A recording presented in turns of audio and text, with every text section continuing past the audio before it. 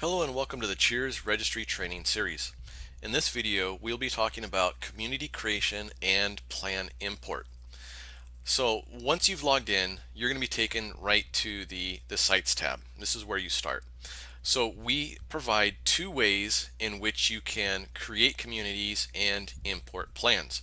So a lot of our users are going to spend a fair amount of time on the Sites tab and they're going to use this site creation tool. So what we've done is we've provided a way in which those users that come here first, and this is where they do a lot of their work, to also create communities and import plans. So if you use this site creation tool or button here with a down arrow, you can go down and find community plans on the list. Clicking this will open the community creation and plan import tool. So this is one place that you can do it. The other place that you can do it is here on our communities tab. So right here at the top we have an import plan button.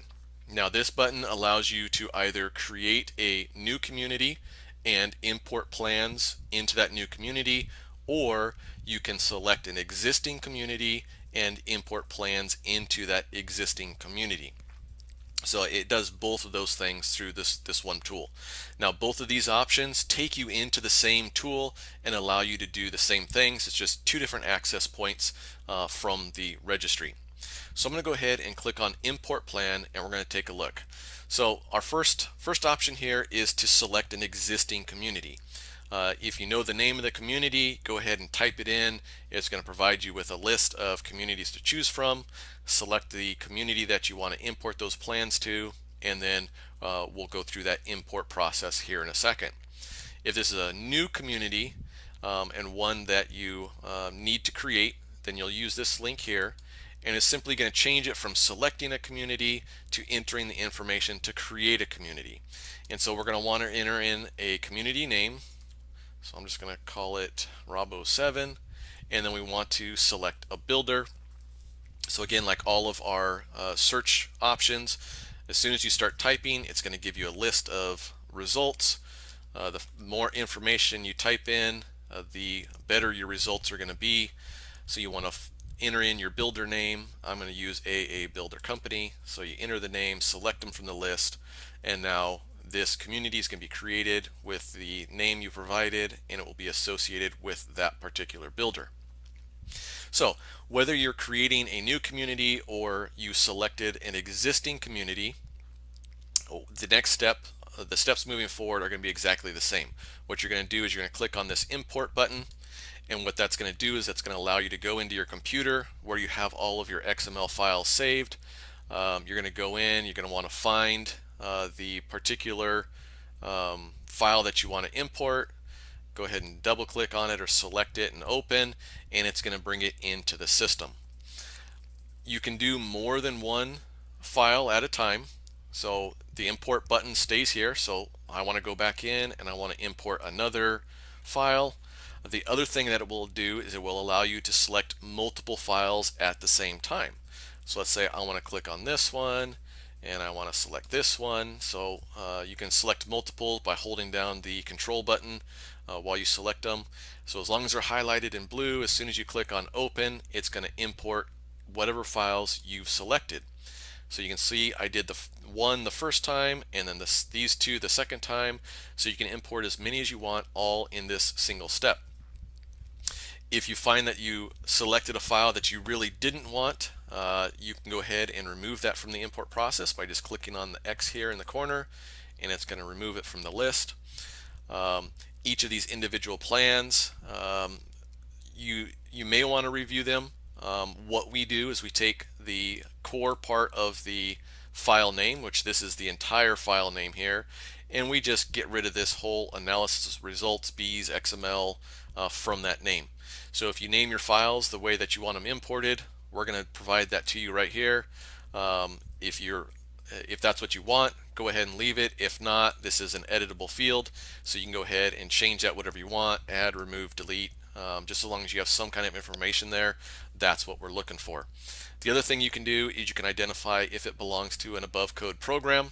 You check the box for whatever programs apply, and we will note that on the particular import. Once you've selected all the plans that you want to import, we'll move to the final step, and that is to apply your signature to those imports. So our default signature that we have, the one that's going to come up first, is going to be for the responsible person. So if you click on Sign and Complete, it's going to apply your signature to both the document author and the responsible person. So it does both of them in a single step.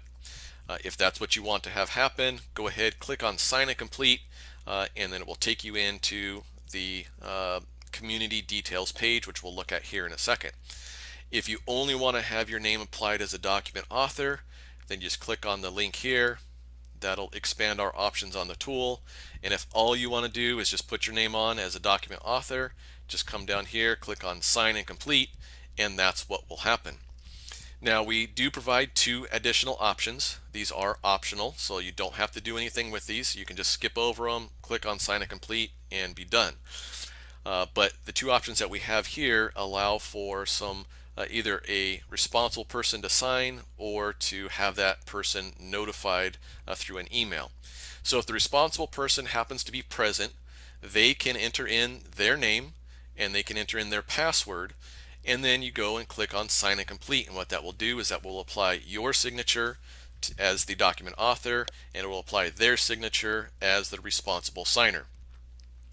If that person is not present, but you do know who they are and you want to send them that email notification, then you'll come down here, you'll go ahead and type in their username, or I'm sorry, their full name, and then it will provide you with a list of those that are available. Now this is a test account, so there's a whole lot of users here associated with this name.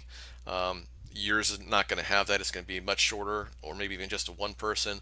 So you just select the user that you want to have notified from the list, and then when we sign it, it's going to go ahead and send them an email letting them know that they have documents available for them to sign as a responsible person. So that's the option that we're going to use here. So I'm going to go ahead and now click on Sign and Complete. And so it's going to now import these plans, it's going to create the community, and it's going to take us to our community details page. So the community details page here gives us some basic information. So what we're going to do really quick before we get into this is we're going to look at what that other user receives now that you've assigned them as the responsible party. So they're going to receive an email that looks like this. It's going to give them some basic information, letting them know that the particular user is requesting that they do some action within the registry, and we provide them with a quick link. So if they click on this, it's going to take them into the registry, and it's going to take them to these various documents so that they can perform the action that's needed of them. And so we let them know that, okay, well, this one, we need your signature. It may say that we need you to complete the document, which means you got to input all the data. And then we provide some information about the documents, which one it is, what the file name is, what the community that it belongs to, the builder name, so they know exactly what this particular item relates to.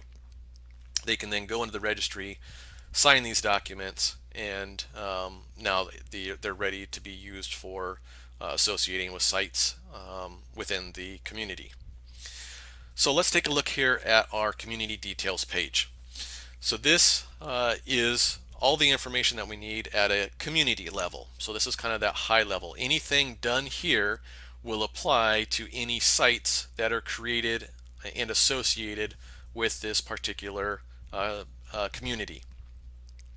So over here to the right, you'll see that we again have an import plan button. So when you're inside a community and you click on import plan, it's going to go ahead and it's going to pre-populate the community names that you don't have to do that. You just go ahead, click on import, and go through the process that we just discussed. If you need to do that, you can import, and those plans will then be associated with this particular community. The first item that we have here listed is our plans that we've currently imported. So we provide some basic information about the plan. So here's the names that we gave them. Here's the link to the PDF. Right now, because these have not been responsible signed, these are just going to be unregistered PDFs, so they're not the final PDFs, but you can see what the PDF will look like once it's responsible signed. We have some various tools with which to work with these 1Rs. And we cover these tools in our how to complete and sign documents video. So take a look at that if you want a little more information about these various tools. Some basic information: square footage, number of HVAC systems, and which programs it belongs to. Um, Now, one of the things that I'll mention is that I've only imported 2016 plans.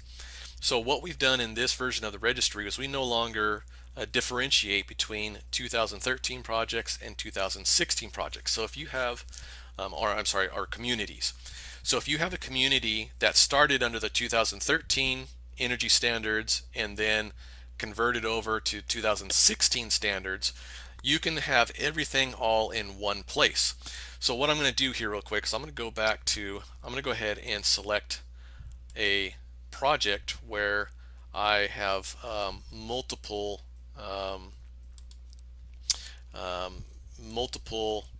code years associated with it.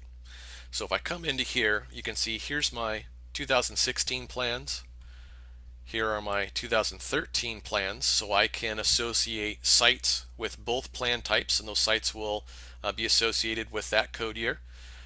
Same thing with my solar plans, whether I have 2013 or 2016, and then those will also let me know if it's part of a version 9 or version 10. So all this information is available in one location. Now, if you're not a big fan of that and you want to have the separation, then what you would want to do is when you create your company, your community, you want to just designate it as either 2013 or 2016, so that when you select from the list, you can go, okay, well, this is for Rob 04 2013, and that's where all my 2013 plans are, or I can say Rob 04 2016, and that's where all my 2016 stuff is. So you have that option, but you can also do it and keep it all in one place, so you don't have to manage multiple projects. So let's go ahead. I'm going to switch back here to my original one that we created. And again, this drop-down list here is going to give you your most recently accessed communities, so you can switch back and forth very easily. Or as you saw, you can click on Community List, and that takes you back to the full list of all of those communities, and they'll be listed in the order of most recently accessed. So the next section that we have to look at here is our community details. So some of this information is going to be populated based on information that you provided. Other information is going to be taken from the plans that you imported. Now, because a community has to be located within the same jurisdiction, we know that all those plans are going to have the same city, they're going to be in the same zip code, and then from that zip code we try to determine the building department info. Of course, you can change that if it's not correct. You can select the correct building department. And then we have some additional information. Form management. So some forms we need some feedback from you as to whether or not they need to be available for you to complete, because that information is not provided to us in the particular CF1R file. So if you want any of these three forms here to show up on your CF2Rs, then you just go ahead and you check the box, and now that form will be present for you to complete. If it doesn't apply, it doesn't need to be there, leave it unchecked and it won't show up. For those users that want to block use of the MEC25 weigh-in method, if you want to block it, go ahead and click the button. If you want the contractor to be able to use it, leave it unchecked. If the project has QII and you need access to the ENV24, go ahead and check the box. If the STH01, the CF2R STH01 was triggered, check this box to have it not show up. Sometimes they show up when they're not supposed to. It's something within the plan, but you can make it go away if you need it to by checking the box. And then last, for users that want to trigger forms that are not triggered by the plan, you can use these boxes here to force the MEC22 for fan watt draw, the MEC23 for airflow, or the MEC25 for refrigerant charge. If you want those to show up, even though they weren't triggered by the plan, check the box here and those will be triggered on the MEC01. You do need to complete that MEC01 for those to show up, because we need some information from that. So check these boxes at this point.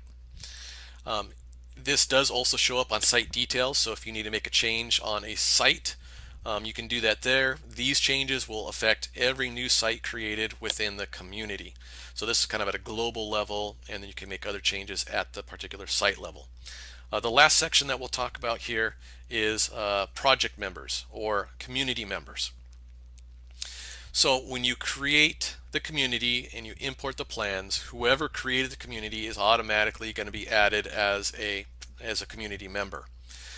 When you assign a user as a responsible party for signature, they are then also added to the community because they need to have access to it so they can come in and sign those documents. Any other members will need to be added using our tool here. So you want to come in and say, I need to add a rater company. So I'm going to type in AA rater. And so there's two options with which you can do this. You can either select specific users that belong to that company, or you can select the entire company. If you select a specific user, then only that user is going to have access to the community. If you select a company, then any user that belongs to that company will be able to access this project. So once you find the member that you want to add to the community, select them from the list, click on add, and then they will be added onto the member list. If you need to remove any members from the list, simply click on the X here, and that member will be removed from the list. These members, we've had the request to provide contact information, so those options are available here. You can either click the button here to send the user an email.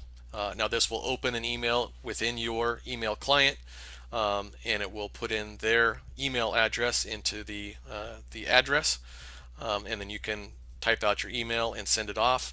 If your email client doesn't like to work with this, some of them don't, then we provide their contact info by clicking on the contact info button here.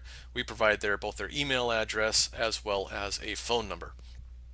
So you can easily contact these users by clicking on that.